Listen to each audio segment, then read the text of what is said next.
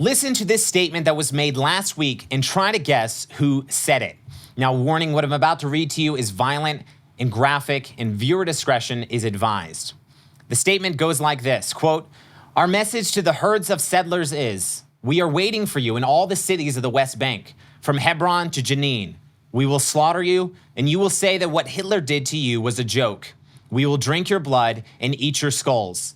Come on, let's go. We are waiting for you," end quote. Who was this? Was this the supreme leader of Iran? Was this the leader of ISIS? Maybe these were the terrorists who brutally murdered and tortured 1,400 Jewish civilians on October 7th.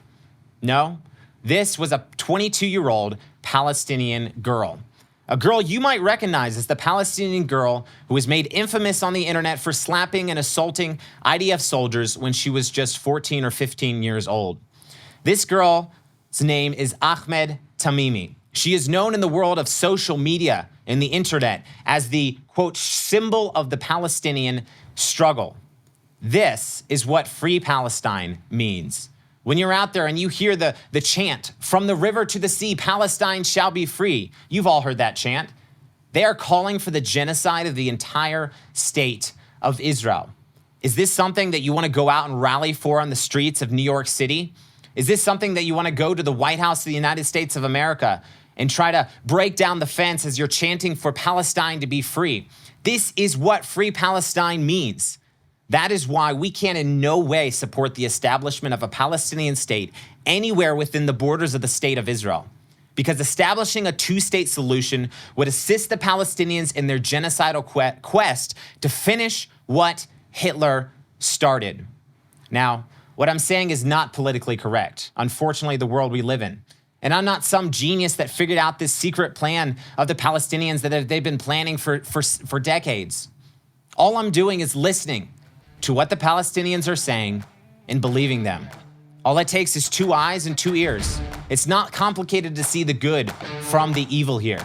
But unfortunately, our society today has completely lost its moral compass. I'm Josiah, and this is the Israel Guys.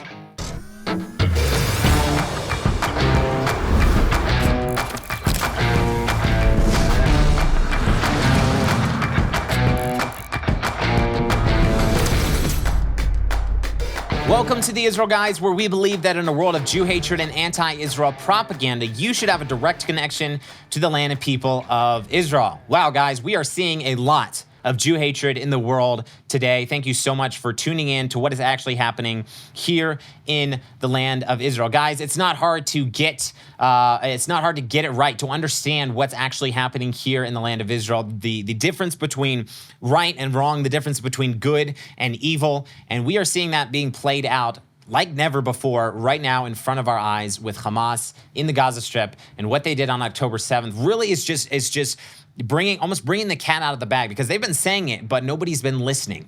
And unfortunately, people are still not listening, even after what we saw, the horrific things we saw. People are still not listening to what they're saying even now, and what people saw with their own eyes. They are refusing, or maybe they're just blind. They can't even see it. But that's what we're doing here at the Israel Guys, trying to get the truth out to more people. Guys, make sure to subscribe to this channel here. Hit that thumbs up. Really helps us get that out there in the YouTube algorithm. We've been experiencing some shadow banning and censorship here on YouTube with some of our videos, so we appreciate any help we can get by liking and subscribing to the video here today. Guys, you can also join our breaking news Telegram group. The link is down in the description below. And also, this is an opportunity that I want to present to you guys how you can help. If you're a Christian Zionist, if you're anybody watching the show today and are connected and want to help and want to do something to help the nation of Israel right now, maybe you're feeling kind of helpless with what can I do to actually combat what's happening in the world and help the state of Israel, we have an opportunity for you. It's called Operation Itai. Here at Hayuvel and the Israel Guys, we launched a project when this war started back. It's been a month ago now, this war started. We launched this project to help bring in emergency supplies for these small farms and communities here in Judea and Samaria to help protect these areas from there's a huge Arab population that is very hostile to the Jewish people here in the area. So we are raising $29 million to bring in this is needed emergency equipment for all these small communities and farms in the area. So please go to OperationEtai.com. Itai comes from, he was a guy that joined David in the book of Samuel, joined King David. He wasn't Jewish. He wasn't from the land of Israel. He came and joined David when he was fighting against Absalom, and stood with the king of Israel, stood with King David in his kingdom, said, I'm standing with the Jewish people and I'm going to fight for the nation of Israel. And that's where we feel we are called today, to help fight for the nation of Israel. The link is down in the description below, guys. We would really appreciate it if you would go check that out and donate generously to help get these emergency supplies. We have airplanes in the United States all lined up, ready to bring these supplies over. We have some supplies that are landing here in just a couple of days to give out to these farms and communities. Check that out, OperationEtai.com. All right, what is happening in Israel? Unfortunately, we've been seeing a rise, a bit of an uptick in terrorism since, I mean, that's even hard to say because the whole massacre in category was terrorism. It was actually worse than terrorism. I don't know if you can that's even possible. But terror attacks, seems to be like lone wolf terror attacks have been upticking in the last week or so. After there was a bit of a lull after October 7th, not so many we saw, but there's been quite a few in the past week and even 2 weeks. Last week, in the middle of the week, we had a young father who was killed when his car was shot at. We talked about that on Thursday on the show. His car was shot at and he had the car wrecked and he was actually killed. So terrorist attack there. But this morning, in Jerusalem, 2 border police officers were stabbed near the Shalem police station in Jerusalem, right next to the old city there, close to the Damascus Gate and the Herod's Gate, or also known as the Flower Gate.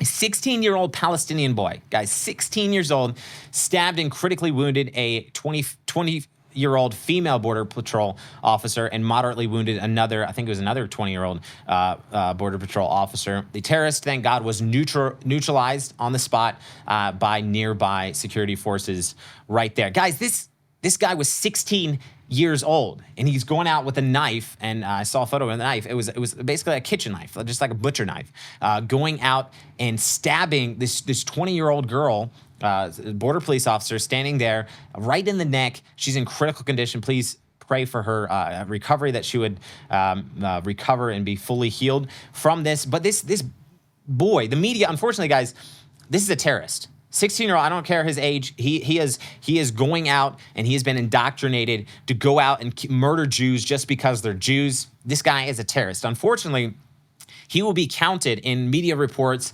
and the Palestinian reports. He will be counted as a civilian Palestinian child that was killed by occupation forces. So that's just the skew. This child, the IDF goes in, there's all these reports. The IDF goes into Jenin and kills 4 Palestinian children. Well, all 4 of these guys were 16, 17, 18 years of age that are all terrorists, and they're trying to kill Jews. The media, another example of skewed media reporting and just plain out lying about what is actually happening. I didn't see, did a quick scan of the headlines, didn't see much. Actually, I don't think any of the mainstream media covered this terror attack this morning. But they do call it East Jerusalem, just right there by the old city where all the tourists go to go up to the Mount of Olives, that area.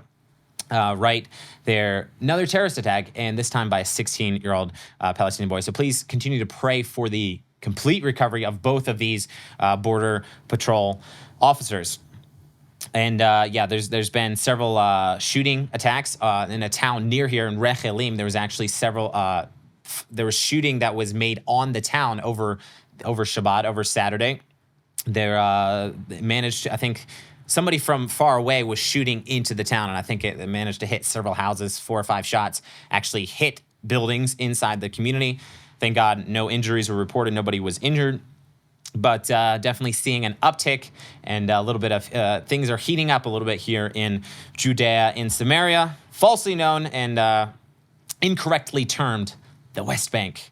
You should get the West Bank t-shirt, by the way. Just made me think of it. It's on our website, but it has West Bank and it's crossed out. It says not the West Bank, Judea and Samaria, and then on the back it has all the biblical sites that are located in what the world, again, wants to make a Palestinian state. Give it all to the Palestinians. Give it all to the terrorist state there. All right, what's an update? I'm going to give you a little bit of an update of what's happening in the Gaza Strip. The IDF is still operating with a pretty good force now inside of the Gaza Strip. According to the IDF, over 450 terror targets have been struck in the past 24 hours. So that's very, very good. The IDF is full force attacking Hamas, trying to root out every single bit of evil, single bit of terrorism there in the Strip. Today, the IDF also announced that Jamal Musa, who is the head of the Hamas special security operations in the Gaza Strip, was killed by an IDF airstrike. So that's another win for the Israeli military, taking out these Hamas leaders. According to Channel 7 News, quote, on Sunday night, IDF ground troops took control of Hamas military compound in Gaza. The compound contains observation posts, training areas for Hamas operatives, and underground terror tunnels. During the operation, several Hamas terrorists were indeed killed. And so, yeah, the IDF is doing a good job, and they're continuing to push forward. And I think I saw just this morning that 34 IDF soldiers have now been killed in the operation, fighting this evil, fighting Hamas. Also, a very interesting video on to show you here and some photos. The IDF documented, and people have been, I've been all over Twitter the last week. People have been talking about how, no, the Palestinians, we need to bring humanitarian aid, and Israel needs to stop killing civilians and all this stuff. Guys, it is so bad. It is so bad how people are just completely skewing what's happening. But the IDF actually documented an example of how Hamas uses civilians as human shields. And this is just, I've seen it multiple times, and we've seen it over the years where there's actual proof, and there's the IDF footage of where the terrorist facility was located, where the rocket launching facility and weapons were stored, and the school and the house and all this. But this video here shows there's a rocket launching site. It's right like a pit below the ground where they have the rockets that are launched, and there's a launcher sitting there, right, kind of almost even with the ground, but you can see them sticking up there. And then about just a couple meters over is a kids park. You can see there's a spot where they had bumper cars there where kids can use the bumper cars. There's also some sort of carnival ride right there. But Hamas is using this to launch their rockets. Why? Because Hamas launches rockets into Israeli civilian population centers. Israel takes the necessary and needed response to go in with the Air Force and strike that spot where they shot the rockets from, right? Logical. This is how you deal with an enemy. This is how you deal with terrorism, especially when they're shooting on civilian populations. The IDF goes over there, and what they see is there is a kids park. And so there's kids playing there. How are they supposed to bomb the rocket launching site there? So you can see the conundrum and what Israel has been facing. And this is not just now, guys. This is what Israel's been facing ever since Hamas took full control of the Gaza Strip 15 years ago. This is what Israel has been facing. Guys, it goes to show, this is just one of many, many proofs, but it goes to show that any civilian deaths that happen inside the Gaza Strip is the sole responsibility of, not Israel, Hamas. Hamas is solely responsible. So anybody that says, yes, civilians should stop dying and we need to help because there's all these civilian deaths and this is horrible, this is a humanitarian crisis, this is a human rights violation, this is a war crime. Yes, it is. It is a human rights violation. This is a war crime. You know who is responsible for it? Hamas. You know who's calling for Hamas to stop using human shields? Absolutely no one besides us at the Israel Guys and the state of Israel. Guys, it's really simple. Civilians are dying. Yes, this is bad. This is not Israel's fault, and Israel cannot stop striking Gaza. Hamas is responsible, and the world needs to be condemning and sanctioning and calling on Hamas to stop fighting, to surrender completely, and stop using human shields and to help their own people, use the humanitarian aid to actually help their own people. It's really not that complicated. If you just break it down, this is how it works. This is why Hamas is responsible. This is why Israel's not responsible. And this is why by Israel taking out Hamas is actually going to help the civilians who are not connected to terror, which there may be a few left in Gaza, but helping those civilians, the innocent civilians, not be killed and not dying inside of the Gaza Strip. Another thing that's happening in Israel, and this is something that just makes me mad. And of course, a lot of people are very irked at the Biden administration right now. And especially as an American, it's very frustrating and maddening to see your government so messed up and so messed up on one way, but just treating Israel so badly and completely being on the wrong, I don't know, not completely being on the wrong side of history, but speaking like that. Like they're actually selling weapons to Israel and helping Israel militarily. That is very good. And we have the alliance, we have the partnership with Israel as the United States of America. But in policy and in diplomatic and foreign relations, basically supporting Hamas, basically saying Hamas is whatever, the Palestinians and all this. Anyway, stop rambling. The Secretary of State, U.S. Secretary of State Antony Blinken made a surprise visit to Israel yesterday, Sunday. And don't worry, he wasn't here to meet with Israel. He was here to meet with one of the other Palestinian leaders, besides Hamas, that calls for the complete annihilation of the state of Israel. Who am I talking about? Hezbollah? No, I'm talking about Mahmoud Abbas, the head of the Palestinian Authority. Blinken's meeting with this guy, and I wanted to make that comparison here because a lot of people don't view that. A lot of people say, "Oh, it's Hamas. They're horrible," but the Palestinian Authority, they're just a government. They're moderate. These people they both call for the annihilation of the state of Israel. They both call from the river to the sea, Palestine shall be free, which means, what did we learn in the beginning? A genocide of the entire nation of Israel. So our Secretary of State, Antony Blinken, is meeting with this guy. He's meeting in Ramallah, and according to JNS reported, quote, Abbas called on Blinken to press for an immediate ceasefire, surprise, surprise, in the Israel-Hamas war and for additional aid to be allowed into the Gaza Strip. So Abbas is calling on Blinken to pressure Israel to create a ceasefire and to allow for more aid to be allowed into the Gaza Strip. According to the State Department spokesperson Matthew Miller, Blinken expressed the commitment of the United States to working towards the realization of the Palestinians' legitimate aspirations for the establishment of a Palestinian state. Let me get this straight. There is a war happening between Hamas and Israel. Hamas brutally murdered. There's a horrible massacre on October 7th. And they're holding Israeli hostages inside the Gaza Strip. Israel is trying to fight that evil, trying to fight Hamas and take them out and try to rescue their hostages. And the Secretary of the United States is flying to the partners, even though they're political enemies, they're partners in destroying the state of Israel. The partners, the Palestinian Authority, flying to meet with them and assuring them that, yes, we're going to help you establish a Palestinian state. We are committed to helping you establish a Palestinian state. And what do we hear? What did we learn in the beginning? Palestinian freedom. A Palestinian state means the annihilation of the state of Israel. This stuff is really messed up. If you really just look at the facts, it's really, really, really messed up. From JNS, the two leaders also discussed ensuring that Gazans are not forcibly displaced, and efforts to restore calm and stability in the West Bank, including the need to stop extremist violence against Palestinians and hold those accountable responsible. Again, another extreme violence against Palestinians. What are they talking about? What are they talking about? They're making this stuff up. They're saying that Israeli settlers and military defending and protecting their homes is violence against the Palestinians. Blinken told Abbas that the Palestinian Authority should play a central role in the Gaza Strip's future, and if and when Israel's goal of destroying Hamas is achieved. The future of Gaza was not the focus of the meeting, but the Palestinian Authority seemed to be willing to play a role, and that was from JNS reporting on the meeting. So Blinken is basically buttering up the PA. It sounds like to maybe be the ones to take control of the Gaza Strip when and if Israel completely destroys Hamas.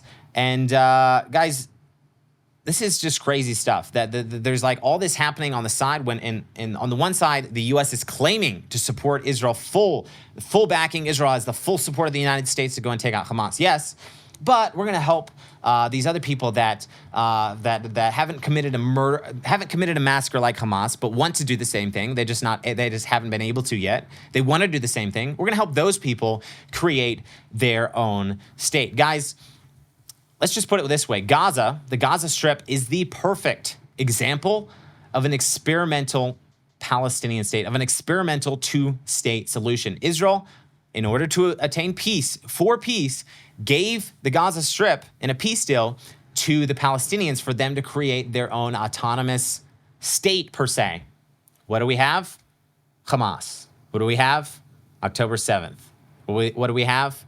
1,400 dead Israelis and 240 hostages inside the Gaza Strip. I'm sorry.